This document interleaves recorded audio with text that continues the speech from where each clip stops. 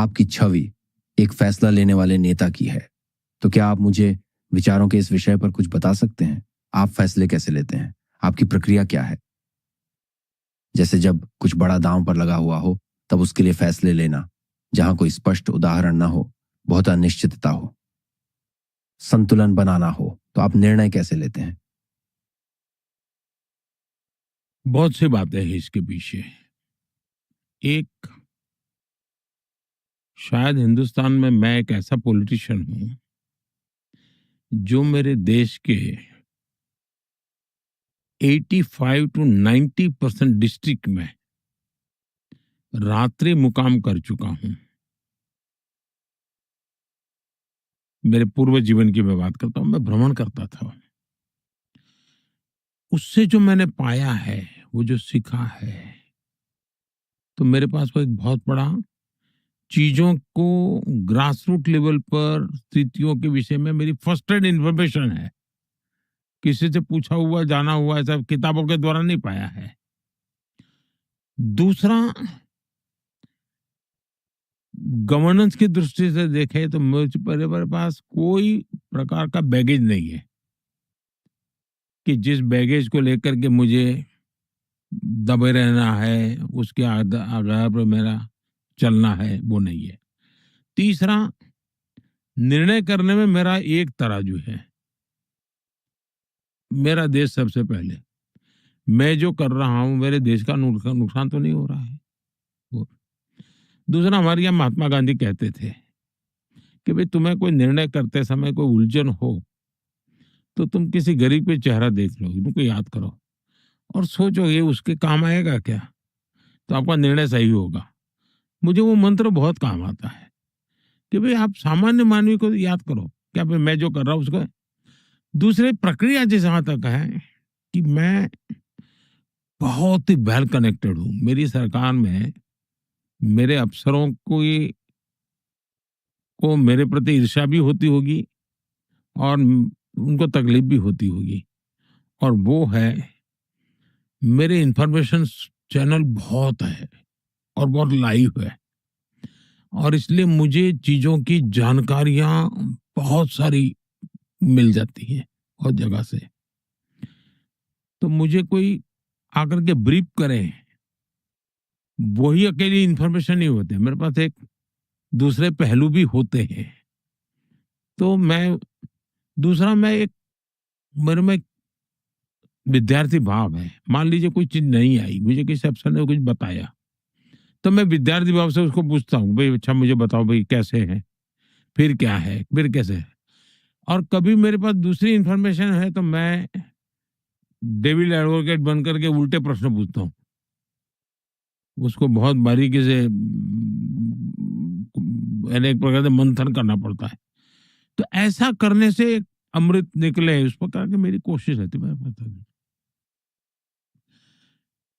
दूसरा, मैं जब निर्णय लेता हूं, मुझे लगता है कि हाँ ये करने जैसा, तो फिर मैं एक सहमना जो लोग हैं मेरे विचारों को, उनको शेयर करके हल्के फुल्के शब्दों में मैं डालता हूँ। उनके भी रिएक्शन देखता हूँ कि निर्णय का क्या होगा। और मुझे फिर जब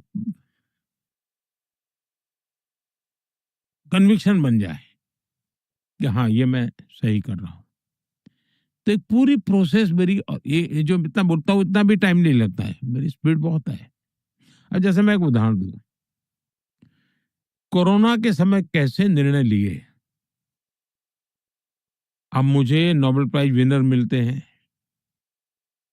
इकोनॉमी में भांत भांत के मुझे उदाहरण देते थे, फलाने देश ने ये कर दिया, ढिकने देश ने ये, तुम भी करो तुम भी करो। सब बड़े बड़े इकोनॉमिस्ट बना करके मेरा सर खपाते थे। पॉलिटिकल पार्टियां मुझे प्रेशर करती थी, इतना पैसा दे दो इतना पैसा। मैं कुछ करता नहीं था, मैं सोचता था मैं क्या करूंगा। और फिर मैंने मेरी अपनी मेरे देश की परिस्थिति के अनुसार को निर्णय किया। मैं गरीब को भूखा सोने नहीं दूंगा। मैं रोजमर्रा की आवश्यकता के लिए सामाजिक तनाव पैदा नहीं होने दूंगा। ऐसे कुछ मेरे मन में भाव तय हुए। सब दुनिया तो लॉकडाउन में पड़ी थी, इकोनॉमी पूरी तरह दुनिया की बैठ चुकी थी। दुनिया मुझ पे प्रेशर करती थी कि खजाना खाली करो, नोटों छापो और नोटें देते रहो, इकोनॉमी कैसे करो। मैं उस रास्ते पे जाना नहीं चाहता था। लेकिन अनुभव ये कहता है कि मैंने जिस रास्ते पर चला, एक्सपर्ट के ओपिनियन मैंने सुने थे, समझने का प्रयास भी किया था, विरोध भी नहीं किया था, लेकिन मैंने मेरे देश की परिस्थिति, मेरे अपने अनुभव, उन सबको मिला करके, मिश्रण करके जिन चीजों को डेवलप किया और जो व्यवस्थाएं खड़ी की, उसके कारण दुनिया ने जो इन्फ्लेशन की मुसीबत झेली इमीडिएट आफ्टर कोविड, मेरे देश ने नहीं झेली। मेरा देश आज लगातार दुनिया की बड़ी इकोनॉमी में तेज गति से प्रगति करने वाला है। उसका मूल कारण उस संकट के समय बड़े धैर्य के साथ, कोई दुनिया भर की थियरी को लागू करने के मोह में पड़े बिना, अखबार वालों को अच्छा लगेगा, बुरा लगेगा, अच्छा छपेगा, अच्छा नहीं छपेगा, आलोचना होगी, ये सारी चीजों से परे रह करके मैंने बेसिक फंडामेंटल पर फोकस करते हुए काम किया और मैं सफलता के साथ आगे बढ़ा। तो मेरी इकोनॉमी को भी लाभ हुआ। तो मेरी कोशिश ये रही कि भाई मैं इन्हीं चीजों को लेकर के चलूं। दूसरा, मेरी रिस्क टेकिंग कैपेसिटी बहुत है। मैं ये नहीं सोचता हूं मेरा क्या नुकसान होगा। अगर मेरे देश के लिए सही है, मेरे देश के लोगों के लिए सही है, तो मैं रिस्क लेने के लिए तैयार रहता हूं। और दूसरा, मैं ओनरशिप लेता हूं। मानो कभी कुछ ऐसा भी हो जाए गलत, तो किसी के सर पे डाल नहीं देता, मैं खुद जिम्मा लेता हूं कि यस, मैं खुद खड़ा रहता हूं। और जब आप ओनरशिप लेते हैं ना, तो आपके साथी भी आपके प्रति समर्पित भाव से जुड़ जाते हैं। उनको लगता है ये आदमी हमें नहीं डुबो देगा, हमें मरवा नहीं देगा, ये खुद खड़ा रहेगा हमारे साथ, क्योंकि ईमानदारी से निर्णय कर रहा हूं, मेरे लिए कुछ नहीं कर रहा हूं। देशवासियों के गलती हो सकती है, मैंने देशवासियों को पहले कहा था भाई मैं इंसान हूं, मेरे से गलती हो सकती है, बद इरादे से काम नहीं करूंगा। तो वो बातें सब तुरंत वो देखते हैं कि यार मोदी ने 13 में ये कहा था, अब ये हो गया है, लेकिन उसका इरादा गलत नहीं होगा, वो कुछ अच्छा करना चाहता होगा, नहीं हुआ होगा। तो मुझे समाज जैसा हूं वैसा देखते हैं, स्वीकार करते हैं।